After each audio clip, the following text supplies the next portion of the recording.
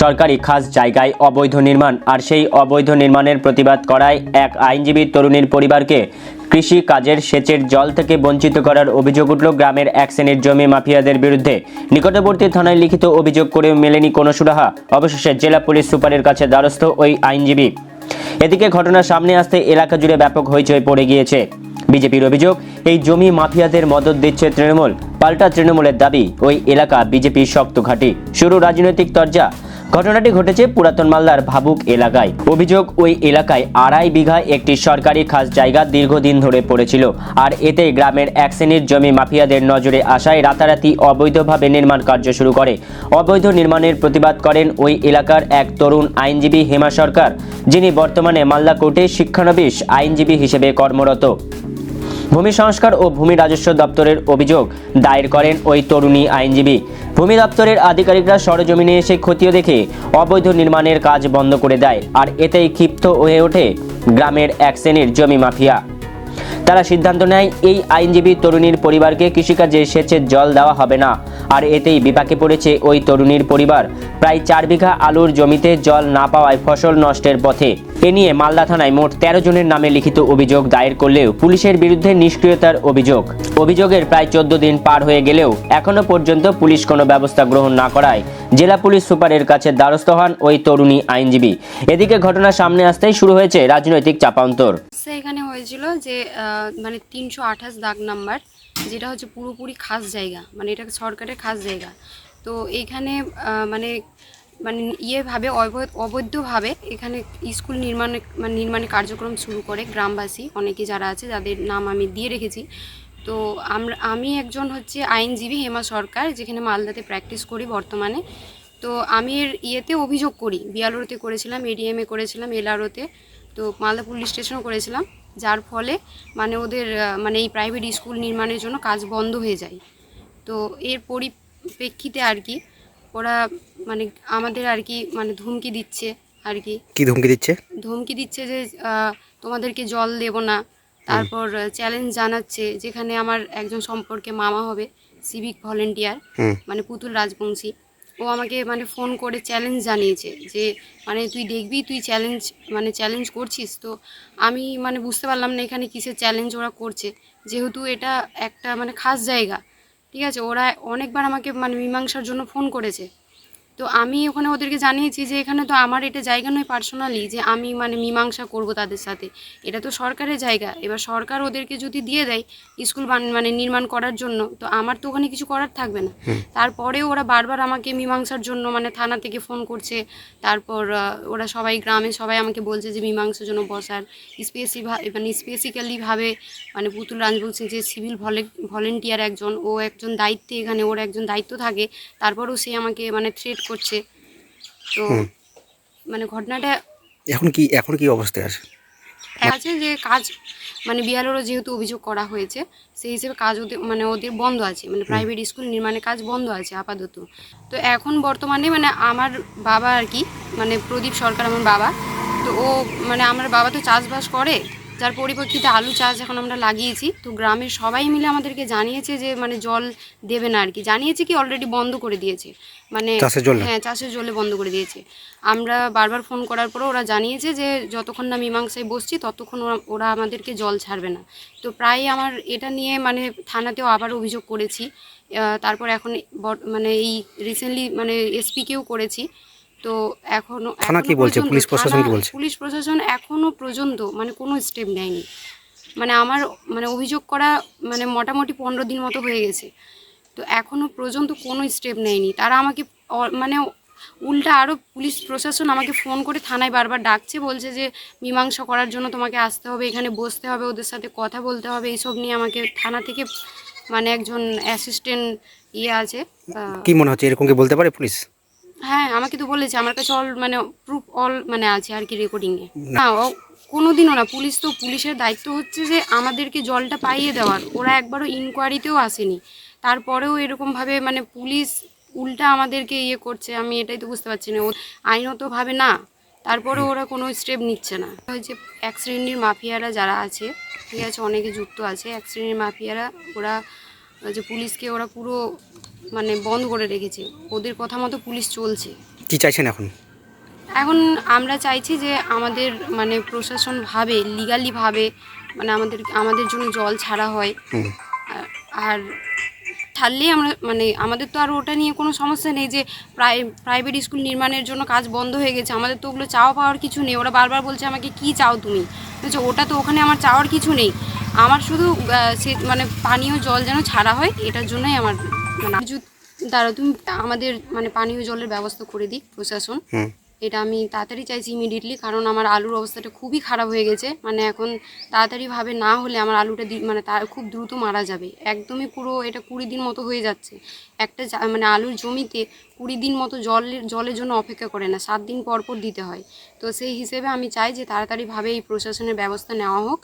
আর যদি না নেয় পুলিশ প্রশাসন এখনও যদি না নেয় তাহলে আমি তো একজন আইনজীবী, তাহলে আমি মানে সেইভাবে লড়বো আর কি। ছিল তোমার হচ্ছে এখানে খাসমাটি 328 দাগ নাম্বার, এখানে পুরো ওরা এক ধরনের জমি মাফিয়া পুরো বিল্ডিং নির্মাণের কাজ শুরু করেছিল। তো আমি প্রতিবাদ করেছিলাম এবং আমার বোন আইনজীবী উনিও প্রতিবাদ করেছিলেন। হ্যাঁ, তো এটা নিয়েই সমস্যা প্রথম। পরে হচ্ছে তোমাদের আমরা ভূমি দপ্তরে গিয়ে বলি, নোটিশ করি, তারপরে ওরা পুরোভাবে কাজ বন্ধ করে দেয়। এখন কি সমস্যা দাঁড়িয়েছে? এখন সমস্যা দাঁড়িয়েছে যে আমরা চাষবাস করে খাই। হ্যাঁ, তো আমরা গ্রামের সব লোক মিলে আমাদেরকে এক ঘরে রেখেছে যে আমাদেরকে যেন কোনো চাষের জমিতে জল না দেওয়া হয়। মানে কতটা সমস্যায় পড়েছেন আপনারা?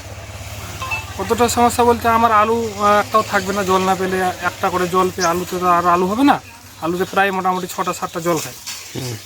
অভিযোগ কথা করেছেন? অভিযোগ থানায় করেছি। কি বলছে থানা?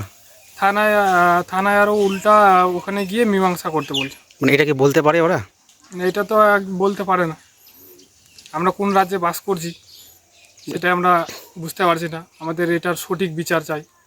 আমরা এখানে দেখতে পাচ্ছি যে এখানকার কিছু লোকেরা আছে আর কি, ওই বিল্ডিং তৈরি করছে খাস জায়গাতে। তো আমাদের এখানে অনেক মানে জমি জায়গা নাই বলতে, বাড়িঘরও অনেক ভিতরে। আমাদের এই ভাইটারও অনেক ভিতরে বাড়ি আছে, যেমন কি রাস্তা নেই, ঘাট নেই। হ্যাঁ, ওই খাস জায়গার ইয়েতে আমরা চাইছি যে গরিব দুঃখী যদি পেতে গেলে খুব ভালো হতো।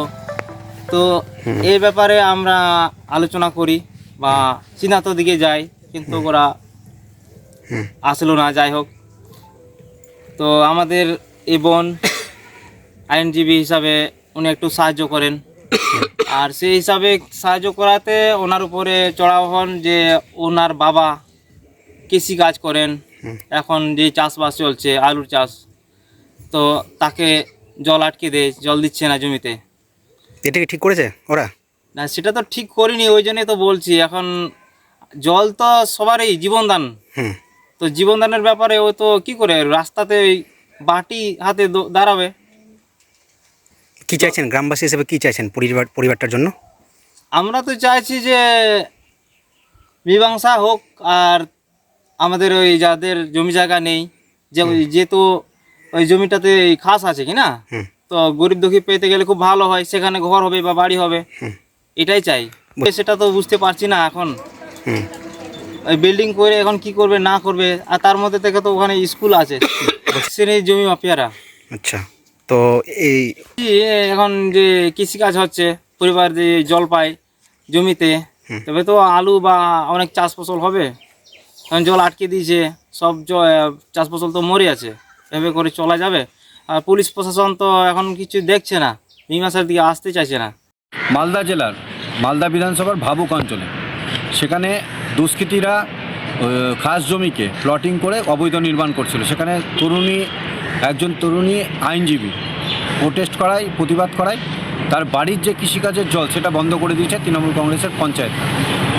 আমরা ভারতীয় জনতা পার্টি ধিক্কার জানাচ্ছি যে ভাবুন পশ্চিমবঙ্গের কী অবস্থা, যে সরকারি খাস জমিতে তৃণমূল কংগ্রেস অবৈধভাবে সেখানে প্লটিং করছে। এটা শুধু মালদাতে নয়, গোটা পশ্চিমবঙ্গে জুড়ে সিন্ডিকেট চালাচ্ছে তৃণমূল কংগ্রেস।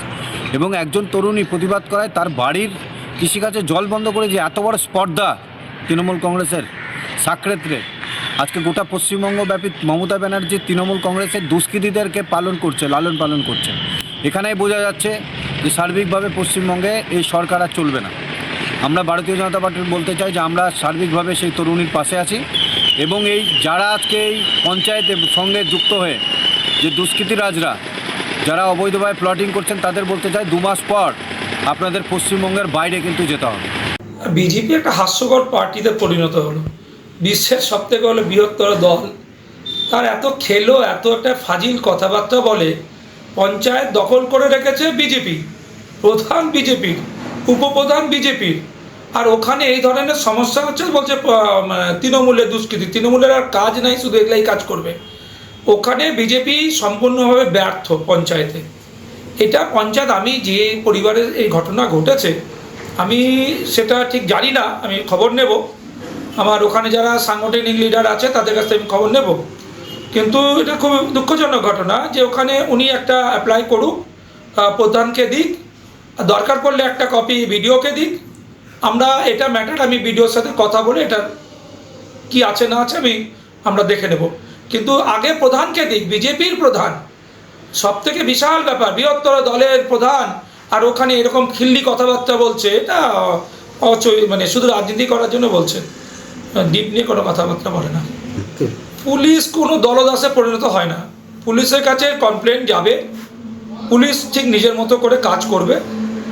আমাদের দলনেত্রী মমতা বন্দ্যোপাধ্যায়, আমাদের সেনাপতি অভিষেক বন্দ্যোপাধ্যায় পরিষ্কার নির্দেশ দিচ্ছে এসপি থেকে একদম হোমগার্ড পর্যন্ত যে পুলিশ তার রাজধর্ম পালন করবে।